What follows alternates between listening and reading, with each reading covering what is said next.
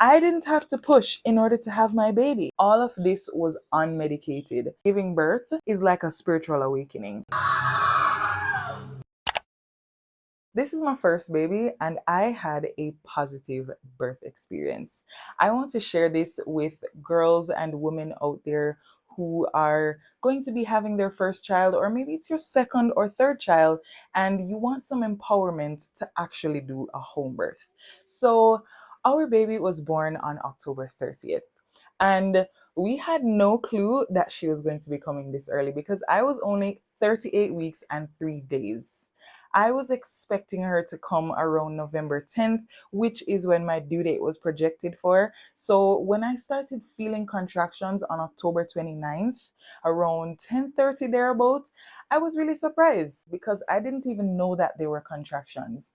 It was a dull ache in my lower belly, and because I'm a first time mom, I didn't know what contractions feel like. So I Googled it, and according to Google, contractions in early labor feel like a tightening in your lower belly or a tightening in your abdominal area that is spaced out pretty far and doesn't feel painful or intense. And active labor is when you are having contractions that are closer together and growing in intensity. I thought that maybe they were Braxton Hicks. So I also looked up what are Braxton Hicks and how are they different from early labor. And I found that Braxton Hicks are a lot more random and they are not as evenly spaced as early labor contractions. I pretty much just danced, stretched because we were there just having a vibe at home, vibing to some music and thing. And we just decided, say, we're gonna go sleep because we don't know what this is, like we're not gonna stay up the entire night to see what it's all about. But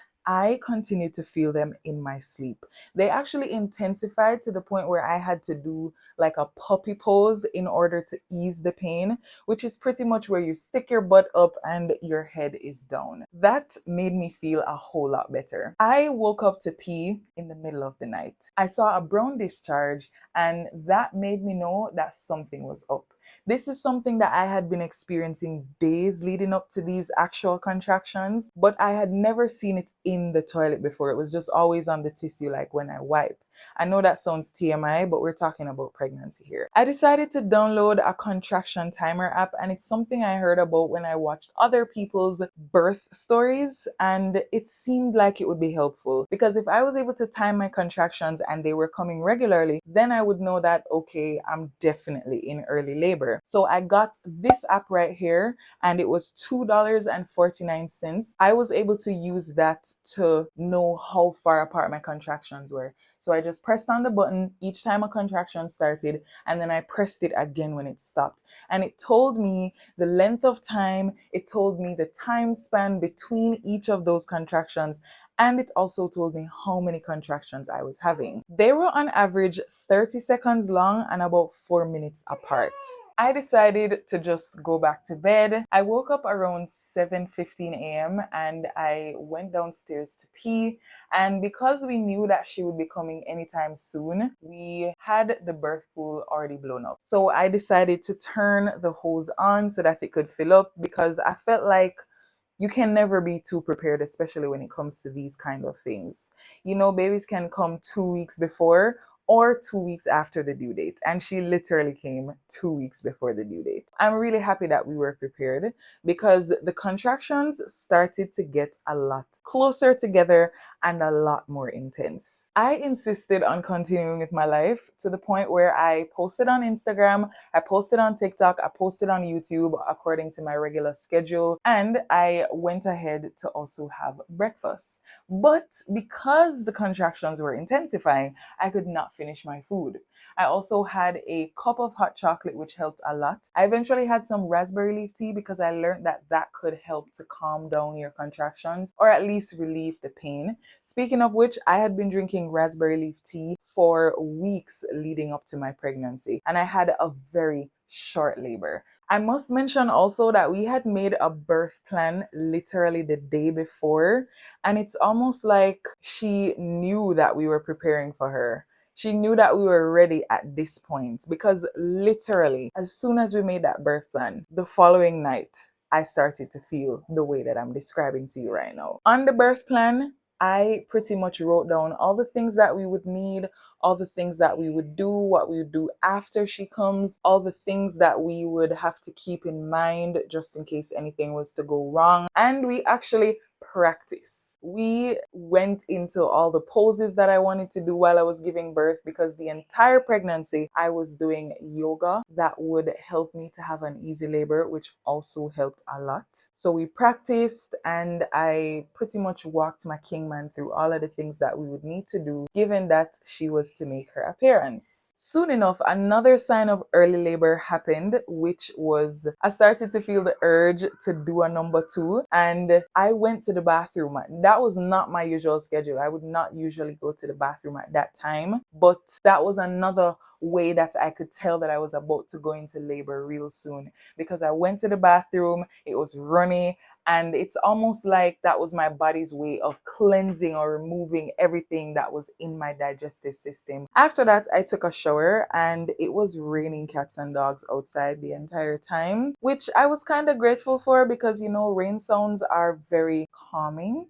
Once I got settled, I had another cup of raspberry leaf tea, and I actually had my kingman bring me the birth ball so I could bounce on it. So apparently the birth ball helps to relieve those contractions, and I did not find that that was working for me, because based on how intense they started to get, nothing helped me other than getting into puppy pose. I also asked my kingman to do some hip compressions, which is where I'd be in puppy pose and he would like press on my hips from the sides. It also helped when he pressed on my lower back from overhead, applying pressure, but eventually nothing helped, because these contractions started to get a lot more intense. I called one of my friends who had a baby recently, and she did a home birth. I told her I feel like I might be in early labor, and she decided that she would come over to just, be there for support and check to see if everything was okay.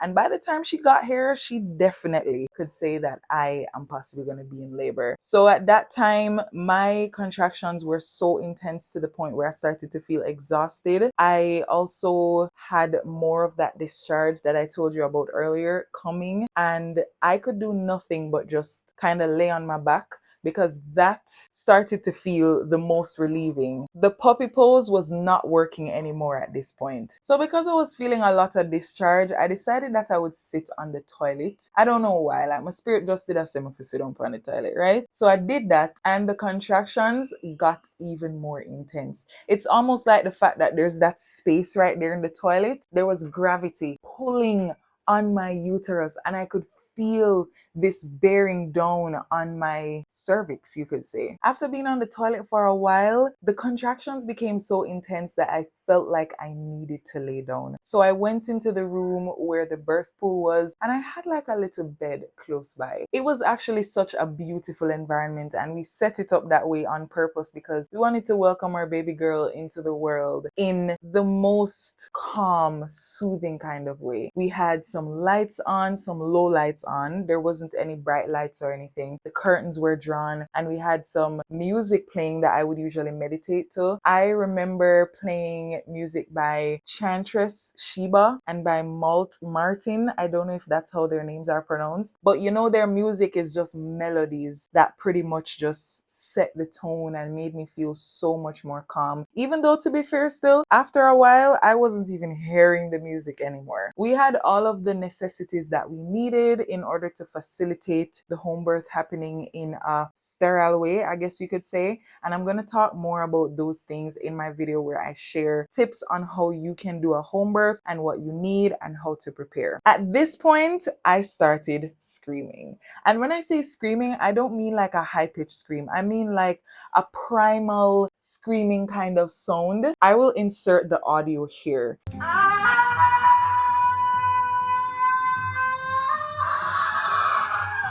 And if you want to see images and videos of the entire birth, my birth happening, then you can join my Patreon, because I don't feel comfortable posting something that intimate here on the internet. I would rather for the people who really want to dive deeper with me to join that Patreon. And on that Patreon, I also share lots of motherhood tips, sewing tips, homemaking tips, and it's pretty much like a sisterhood in there where I get to dive deeper than on my Instagram and on my YouTube. But anyway, let's get back to the details of this beautiful home birth story. I was there going through these feelings, and my friend, she said something to me that was so helpful. She really changed my perspective on the entire thing. So she said to me that I should relax throughout each contraction. And I won't lie, I definitely was tensing up for a few of them. And when I relaxed, it helped me a lot. But they were so intense that the relaxation that I was doing meant that I was just looking up in the ceiling and just counting the beams that were in the ceiling. Like,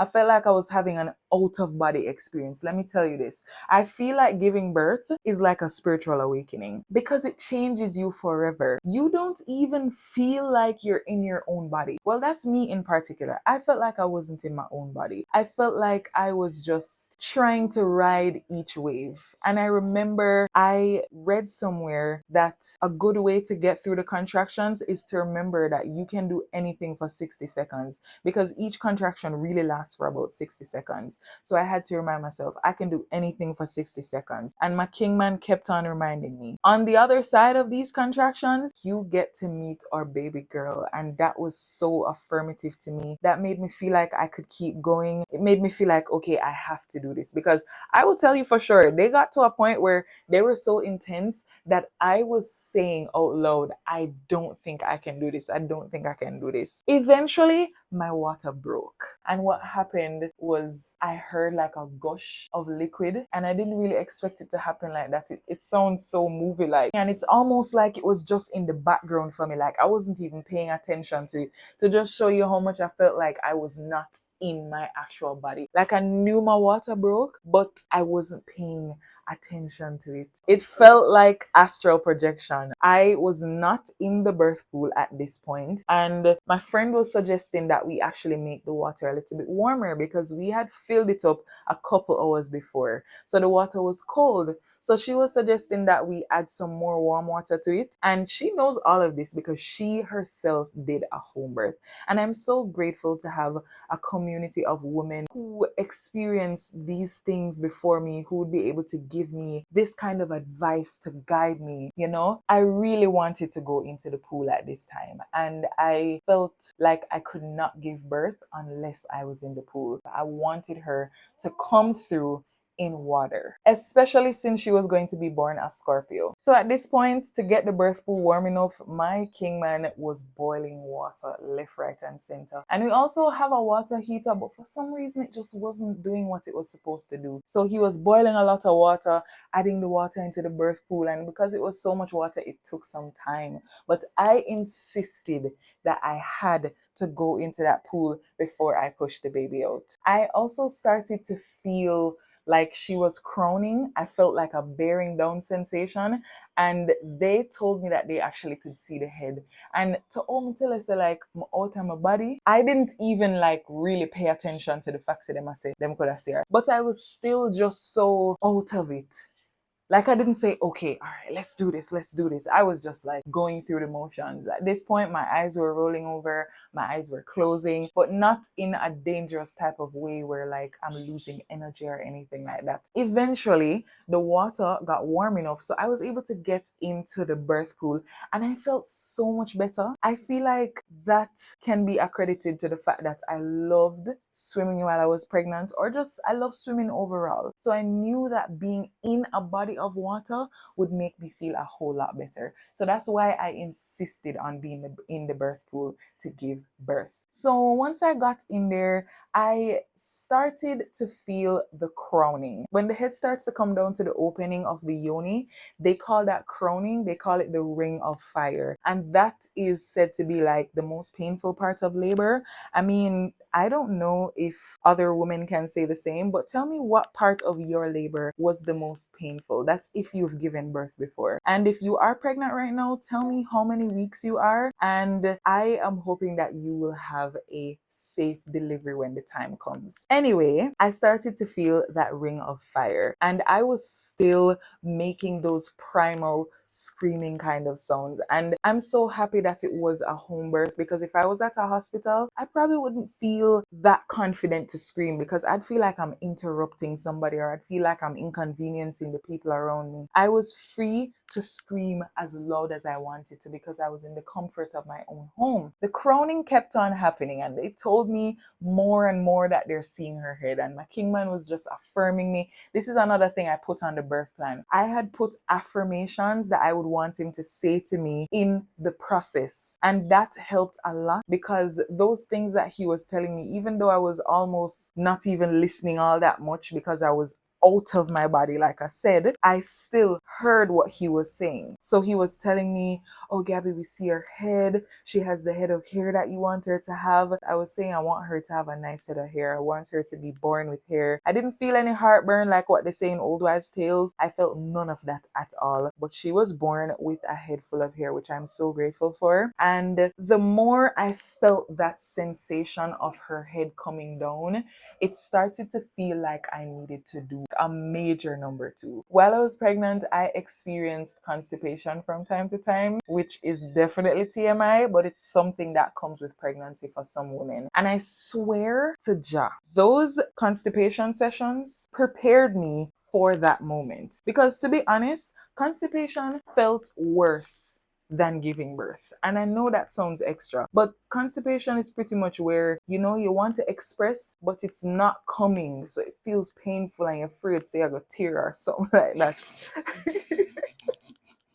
That's me in particular, to be honest. But I felt like I was going to tear when I felt that pressing on my perineum right there. Your perineum is that space between your butt hole and your yoni. That's why they recommend that you do perineum massages to prepare for pregnancy as well. I didn't really do perineum massages. I did it once, but I felt like it was pointless, so I didn't do it again. Another thing I did do though was that I massaged down there with olive oil after all of my showers. Like I drenched down there in olive oil. But this was like probably 2 weeks leading up to my birthing experience. I felt that pressure on my perineum, and I put my hand around there and I could feel like it was stretching out. I was like, oh my gosh, how am I going to do this? It kind of reminded me of this experience I had where one time I tried to wax myself, and I applied the wax and everything, and I tried to take off a small piece, and it was so painful. And I was like, how am I going to do this? Because my whole armpit was covered in wax, and the pain I felt to just take off one piece, I knew I was going to have to take everything else off. So I knew I had a rough road ahead of me. So that's what it felt like. I felt like I was going to tear when I felt that bearing down sensation, and I was saying, oh my gosh, I feel like I want to take a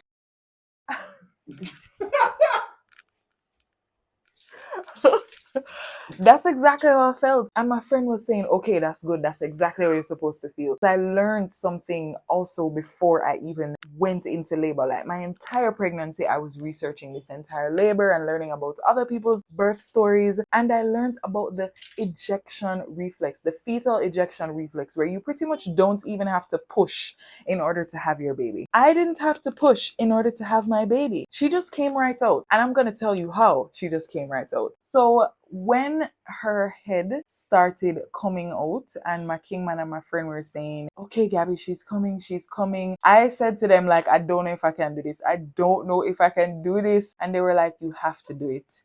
You have to do it. You can do it. And so that was very empowering for me. I thought that it was just her head that was going to come and then I would have to push out the rest of her body, because that's how I've seen a lot of births happen. Because I actually used to watch the Health Channel a lot, and I learned about other people's birth stories. That was when I was much younger though. I was a child.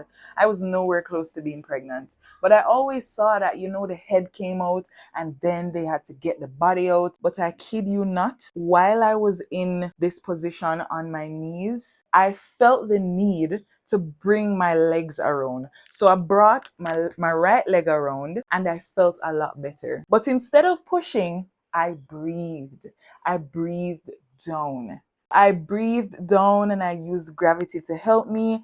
And when I brought my right leg around, like I said, I kept doing that. And then I felt the need to bring the next leg around. So I brought that next leg around. And as soon as I brought that next leg around, she slid out. She literally just came right out. Head, shoulders, body, everything. And then when she was placed on my chest, my friend rubbed her foot bottom because that was a good way to get a baby to start crying. And she started crying in less than 10 seconds.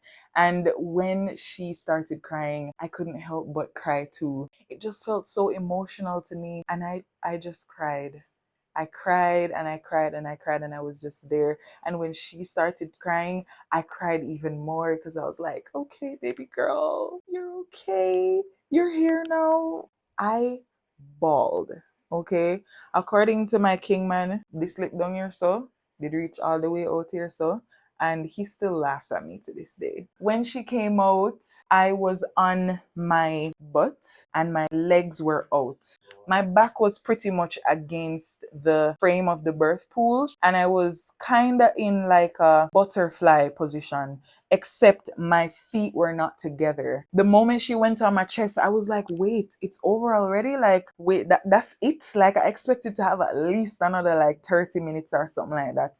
But then when she came out and she was there on my chest, I was like, wow, that was quick. I feel like me kind of still in a shock in a sense, like I was still trying to process like she's already here. And then to think about the fact that I'd been growing her for all these months. I don't know what she looks like. I don't know what the color of her skin was going to be. So to see her there on my chest, it was like, wow, I finally get to put something physical to what I've been feeling in my belly for all these months. And it just felt so magical. And when they say that the pain immediately subsides as soon as the baby comes out, they were not lying, because I literally felt nothing after she came out. I could feel nothing but joy, bliss, and gratitude that our bundle of joy is finally here. I just, I was in such disbelief. So the next thing that came after that was me passing the placenta, or what some people would call the afterbirth. So it wasn't quite ready to come yet. I was given the advice to like cough, and the coughing sensation would probably like bring it out, but that didn't really work. So we just gave it a little bit more time, and I tried to latch her and tried to have her breastfeed. Lucky for me, she latched almost immediately and she was able to start feeding. I had no clue whether or not she was getting anything, but I just trusted, because she was sucking and I saw like her mouth looked a little bit white. So I assumed that that was the milk around her mouth, and it actually was. But anyway, probably about 30 minutes later, I delivered the placenta. And honestly, that was such an annoying part for me because I just wanted to just be over and done with this so I could go lay down with my baby and have skin to skin, even though we were already having skin to skin still. I eventually passed the placenta. It did not feel anything like delivering the baby. It just felt like, think about doing a number two through your yoni. That's what it felt like for me.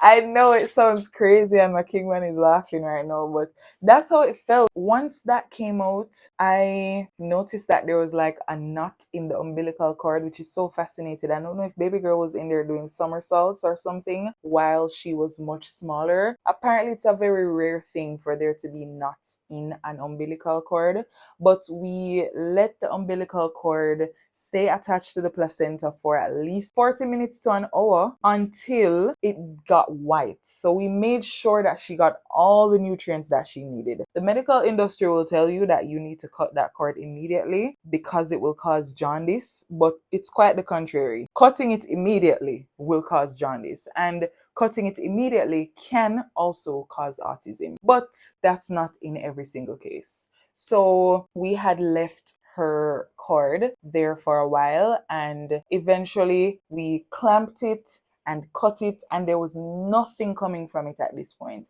At this point, she had already gotten everything that she needed, which we are so grateful for. We're so grateful that we were able to do things on our own terms, you know what I'm saying? But eventually we pretty much just, massaged my uterus to make sure that all of the blood came out and to make sure that there were no pieces left. We also checked the placenta to make sure everything was intact, because if you have anything left inside you from the placenta, you can get sepsis. There were no tears at all. I'm so grateful. Like, I had my first baby with no tears. Do you understand how lucky I am? Give credit to the fact that one, I did yoga my entire pregnancy. Two, I drank raspberry leaf tea 2 to 3 weeks before I actually gave birth. Three, I ate healthy. And if you want more details on how to have a positive, healthy pregnancy, you can watch this video where I talk all about it. From early labor to active labor and giving birth was about 16 hours, and all of this was unmedicated. I'm extremely grateful that I was able to do it this way because it helped me to build my confidence so much. But once the placenta was passed and we cut the umbilical cord and everything, that is where my postpartum journey began. So I immediately started to wear some boy shorts from this Freedom Mom postpartum recovery kit that I had, along with a maxi pad. We had sheets laid out on the bed, and I was able to lay down and have skin to skin with my baby. And it was the most beautiful thing ever to think that I was able to do this for my first pregnancy when I have been advised against it. I had a doctor tell me not to, I had a cousin who was a midwife tell me not to, and of course, overall, it is just advised not to have a home birth for your first pregnancy. And the reason why they say this is because, they feel like maybe it can be a really complicated thing. Labor can be long. Maybe you will have issues, whatever the case is. And I just decided that I was going to trust myself. I was going to trust my body. I was going to trust my baby. And my ancestors called me to do this. My ancestors said, Gabby, this is what we want you to do. You are equipped, you have everything that you need, and I decided to answer the calling. And I believe it's so important for you to tap into your own true desires and to stay firm in that. Because if you listen to all the things that are said out there, you will just allow yourself to be filled with fear rather than trusting yourself and rather than getting what it is that you really want. But anyway, my friend eventually left because she had to go back home to her baby, and my other friend came over to pretty much help out with things afterwards, like cooking and helping to clean up and those kind of things. And it was so helpful because my kingman couldn't do everything by himself, and we didn't really have family close by that could come. And she was such a huge help, such a huge support system for us. We were able to, have banana porridge for breakfast and lentil stew and lentil soup for dinner and those kind of things. And your nutrition after giving birth is extremely important. If you want to see my 5 days postpartum experience and my 2 weeks postpartum experience, you can check out those vlogs. They're going to be linked in the description and up here as well. That's pretty much where I go through an entire day with the baby and I show what my belly looks like after giving birth. I also have a recipe on here showing you how to make banana porridge. That's something that can be really helpful when you are going through your postpartum period because green bananas are very rich in iron, and that's something that you need after giving birth. 2 days later, we went to the hospital. This was Senans Bay Hospital, and that was the closest hospital to us. When we got there, they tested me, they drew my blood to make sure everything was good with me. They drew her blood to make sure everything was good with her, and everything was great. She had the right heart rate, the right breathing rate, all of that stuff. They took her weight. She was 6 pounds and 6 ounces, and we were able to go home after that. So all in all, I give thanks for a really blissful, positive home birth experience, especially as a first-time mom. I'm happy that I'm able to share my experience with other women who might be thinking about doing a home birth. I want to let you know that you can do it. If you believe in your heart that this is something you really want to do, then you should definitely go after it. Baby girl just woke from her nap. I love her so much. You guys can look out for my next video where I'm going to be sharing with you how you can do a home birth. Thank you so much for watching, and I will see you in the next one. Baby girl. Mwah. Mwah.